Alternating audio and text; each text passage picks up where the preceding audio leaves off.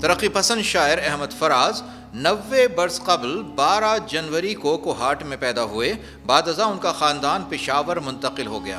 انہوں نے پشاور یونیورسٹی سے اردو اور فارسی کی تعلیم حاصل کی۔ احمد فراز نے شاعری کو سیاسی مزاحمت کے اعلی کار کے طور پر استعمال کیا۔ میرے غنیم نے مجھ کو پیام بھیجا ہے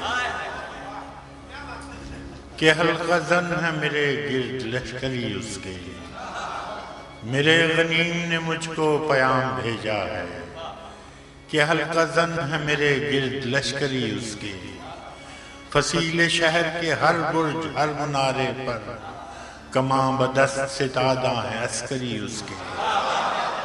وہ پاکستان اکیڈمی آف لیٹرز اور نیشنل بک فاؤنڈیشن کے چیئرمین بھی رہے۔ احمد فراز کو ان کی ادبی خدمات کے اعتراف میں ستارہ امتیاز ہلال پاکستان سے بھی نوازا گیا۔ ان کا انتقال 25 اگست 2008 میں ہوا۔